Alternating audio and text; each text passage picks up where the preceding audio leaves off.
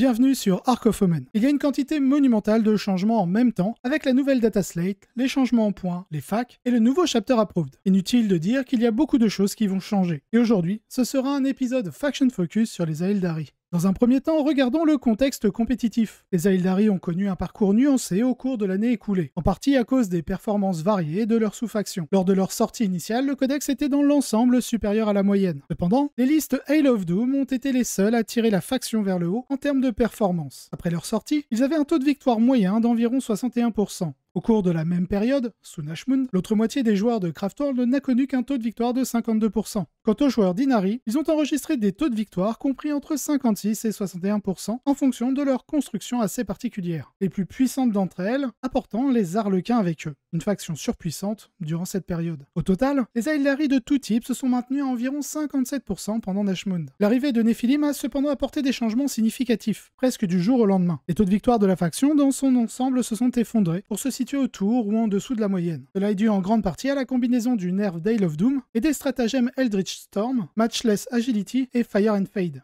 Les Inari ont été les seuls à se démarquer pendant toute la période Nephilim, avec un taux de victoire de 55%. Regardons de plus près les changements apportés par Ark of Omen. Des modifications dans la construction d'armées avec le détachement Ark of Omen. Les frères de bataille permettent aux Arlequins de s'allier sans rompre Strand of Fate et des destins. Ceci est inchangé par rapport à Nephilim, mais a été réaffirmé. Les changements de la réserve stratégique permettent d'économiser les points de commandement. Du côté des secondaires généraux, Assassination, Grind Them Down et Behind Enemy Lines accordent désormais un bonus de points de commandement. Il est réalisé avec une unité de troupes. Interrogation psychique a augmenté la valeur de Charge Warp de 1, passant de 4 à 5. De plus, le personnage interrogé doit être visible. Behind Enemy Lines rapporte désormais 3 points de victoire pour une unité, au lieu de 2 auparavant. Engage on All Front n'a plus de restrictions concernant le centre du champ de bataille et marque désormais les 4 quarts de table si une unité se trouve à plus de 3 pouces d'un autre quart de table, au lieu de 6 précédemment. Les Inari obtiennent sans équivoque l'accès au secondaire du Craftworld, mais Hidden Pass est supprimé. Les avions commencent désormais la partie en réserve et ne peuvent plus larguer de bombes pendant le tour où ils quittent le champ de bataille. L'armure du mépris a été supprimée pour toutes les instances, l'Astra Militarum n'ignore plus les modificateurs de tir indirect, et Fire and Fight peut être utilisé plus d'une fois, car la restriction disparaît. Du côté des changements en points, les Farseers prennent 10 points, les Warlocks 5, l'arme D-Size des Wraith Guard prend 5 points aussi. De tous les changements apportés à la faction, celui-ci est de loin le plus déroutant. Le D-Size est déjà une amélioration payante du Wraith Guard, avec un compromis important, a reçu une nouvelle augmentation. Est-ce que cela empêchera les joueurs qui souhaitaient jouer l'unité? Je ne pense pas. Nous avons aussi une baisse de 5 points pour les Shroudrunners,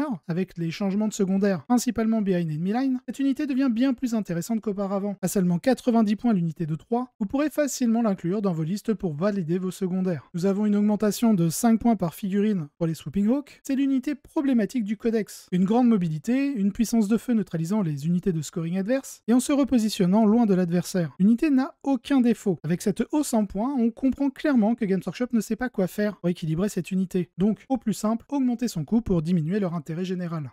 Nous avons une réduction de 15 points sur le coût global de l'unité de Dark Reaper. La baisse en points est loin d'être suffisante. Pour que cette unité soit prise en compte dans les listes compétitives, rappelez-vous que c'est une unité d'infanterie endurance 3, un point de vie qui ne bénéficie pas du Battle Focus, ne peut pas être ajustée en taille d'unité, a de mauvais pouvoirs d'exarque, et subit une pénalité pour toucher lorsqu'elle se déplace. Car la seule chose qu'ils ignorent comme malus pour toucher, c'est le couvert dense, qui est bien différent du malus imposé par le fait de se déplacer en tant qu'infanterie avec une arme lourde. Avec tout ça, je pense que l'unité ne fera pas son retour. Enfin, pour ceux qui jouent dans le format US, la Webway Gate prend 20 points de plus. Et l'on se base uniquement sur les ajustements en points, les seuls changements réels dans la construction de l'armée sont que vous allez probablement utiliser moins de Swooping Hawk et plus de Shroudrunner. Vous continuerez à utiliser les Farseers et les Warlocks dans tous les cas. Très bien, passons aux secondaires et à leur impact sur la construction des listes. La première chose sur laquelle je vais attirer votre attention est Behind Enemy Line. L'augmentation de 2 à 3 points de victoire pour une seule unité est un gros avantage pour une faction qui dispose de plusieurs méthodes afin de placer une seule unité dans la zone de déploiement ennemi, que ce soit à partir de la réserve ou via un mouvement important,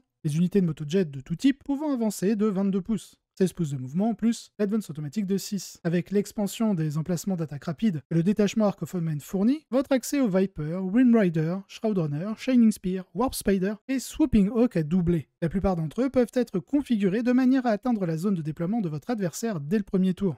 Interrogation psychique était le précédent choix automatique des Aeldari, en particulier dans une construction Ultway qui pouvait non seulement améliorer les manifestations psychiques, mais aussi le rendre incontrable. Cependant, devoir avoir une ligne de vue sur le personnage interrogé vous empêchera de prendre ce secondaire. Reste Warp Rituel, bien plus intéressant, car vous pourrez utiliser un Farseer Skyrunner pour vous diriger au milieu du champ de bataille et lancer votre rituel. Ensuite, vous combinerez Quicken afin de vous repositionner. Ce plan me semble bien plus envisageable qu'une interrogation. Il nous reste le troisième et dernier choix. C'est dans ce troisième secondaire que la construction de l'armée va être la plus impactée. Allez-vous vous pencher sur Scout the Enemy et amener des Rangers, ou bien penchez-vous sur Wrath of Cain et apporter des guerriers SP? J'ai une préférence pour le second. Dans le cas de Scout the Enemy, afin d'optimiser votre score, vous devrez préserver vos unités de Ranger, laissant la possibilité à l'adversaire de neutraliser votre score en détruisant celle-ci. Alors qu'avec Wrath of Cain, vous pourrez profiter d'une unité comme les Swooping Hawk, détruisant une unité ennemie, et se repositionnant immédiatement, préservant facilement votre ressource de l'adversaire.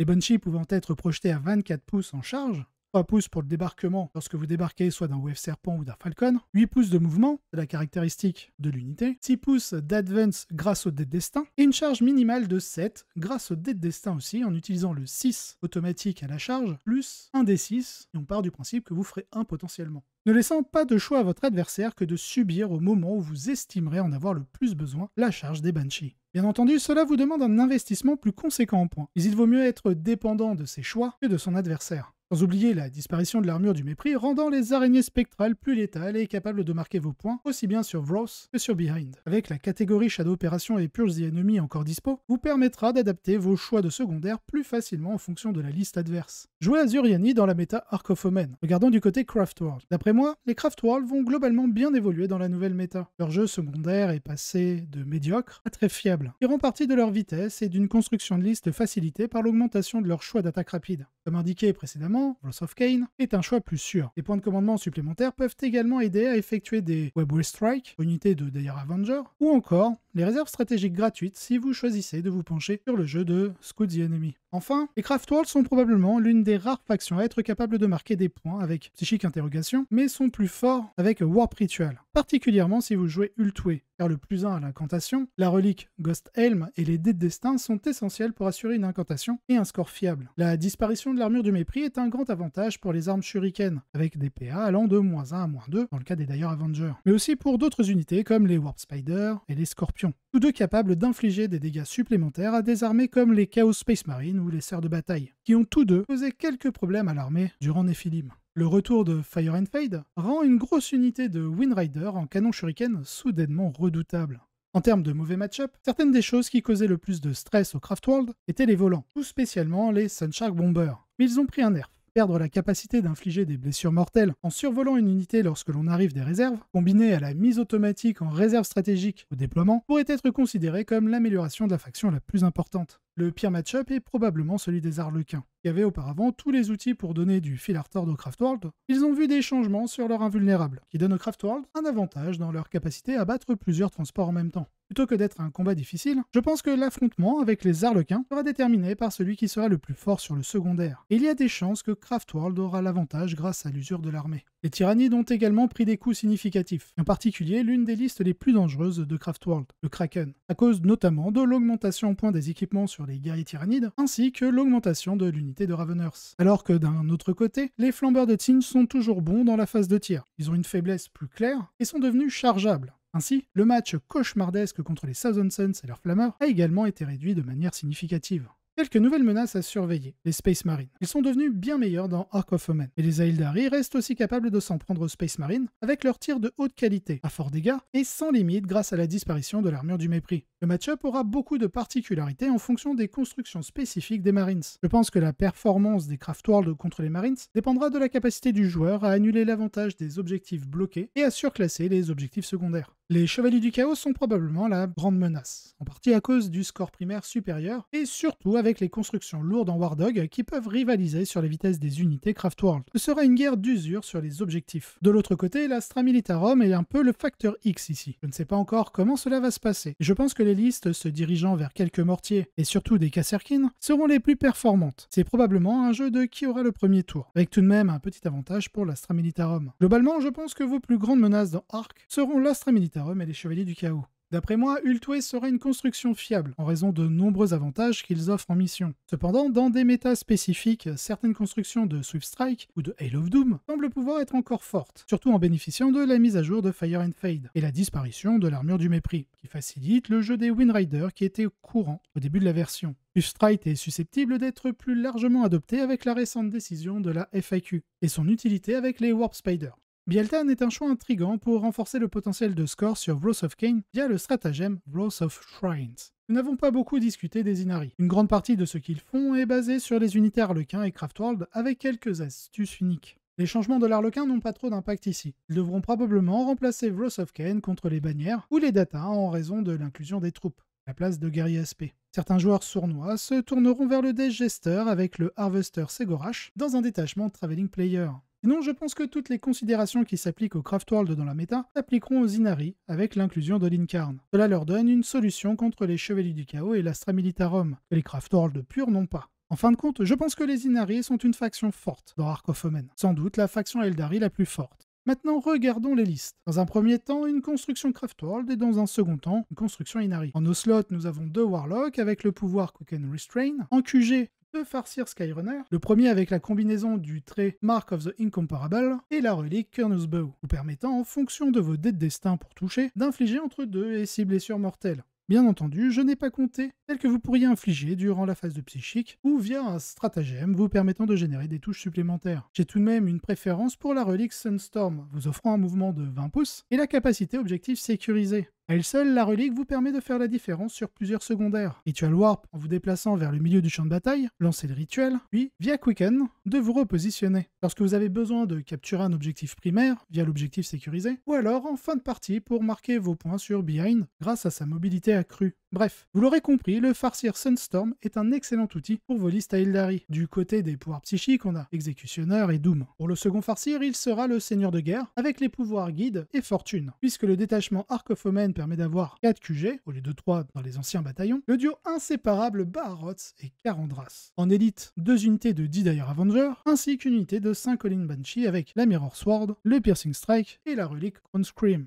Du côté des attaques rapides, une unité de Shining Spear avec le Paragon Sabre et le Earth Strike, 2 unités de 3 Shroud Runner, une unité de 7 Warp Spider avec Surprise Assault et les lames reliques, ainsi que 2 unités de Windrider en canon Shuriken. La première avec 8 figurines et la seconde seulement de 3 figurines. Enfin, en soutien, un Falcon en double canon Shuriken afin de projeter les Banshees. Cette liste amène des constructions déjà très connues, mais aussi de nouvelles idées. La grande diversité de la liste lui permet d'être capable de répondre à une méta variée ou à un changement de plan de jeu. Les listes Hail of Doom ont vraiment tendance à profiter de la polyvalence des armes Shuriken. Le double Dire Avenger avec un bloc de Windrider fait également son retour. Avec les possibilités étendues qu'offre Fire and Fade, Webway Strike et les réserves stratégiques gratuites, la capacité de frapper un adversaire avec un feu nourri de shuriken est toujours présent. La liste s'appuiera théoriquement sur Behind Enemy Line, Warp Ritual et Wrath of Kane, bien que ce dernier puisse souffrir d'un combat rapproché. La clé sera de s'assurer que les Banshees et l'un des seigneurs Phoenix, Baroth ou Karandras, soient capables de tuer ce qu'ils ciblent, ce qui peut impliquer des tirs de soutien, typiques des listes Hail of Doom. Elle frappe fort, mais vous devrez vous assurer que cela compte. Sinon, vous perdrez rapidement des unités. Pour la liste Inari, en Ocelot, 2 Warlock avec le pouvoir Quicken Restrain, en QG, un Farseer Skyrunner avec la relique Sunstorm et le trait Seer of the Shifting Vector pour régénérer des points de commandement. Du côté des pouvoirs, nous avons Ghostwalk et Shield of Inead, et bien entendu, en second choix de QG, nous avons l'Incarn. Dans les troupes, nous retrouvons 2 unités de 5 Rangers, ainsi qu'une grosse unité de 10 troupes Harlequins avec 4 Kiss, 2 Caresses et 2 Embrace. Du côté des élites, une unité de 5 Olin Banshee avec exactement les mêmes options que dans la liste Craftworld, une unité de 5 Scorpions avec la Beating Blade et le Crushing Blow, enfin pour sortir de l'ordinaire, une unité de 5 Wraith Blades en Ghost Sword. Du côté des attaques rapides, une unité de 3 Shining Spear avec le Paragon Sabre et le Earth Strike que nous avons vu précédemment, mais en rajoutant le Shimmer Shield et la petite relique Kane's Lance. Une unité de 3 Shroud Runner,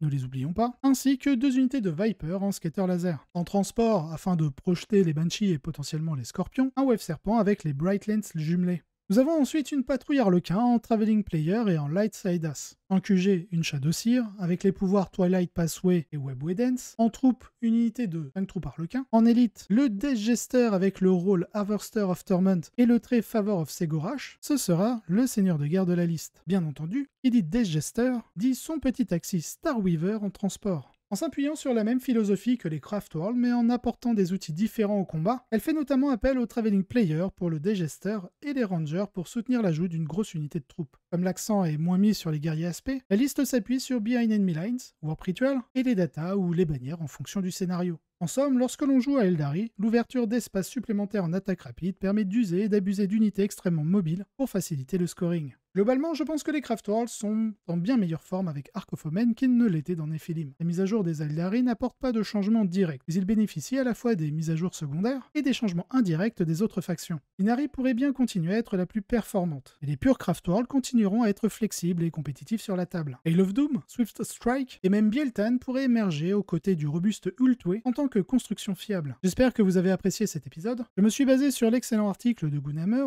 où j'ai fait quelques ajustements car je n'étais pas entièrement d'accord avec certaines choses. Comme d'habitude, vous trouverez en description le lien de l'article. Sur ce, je vous souhaite un excellent wargame.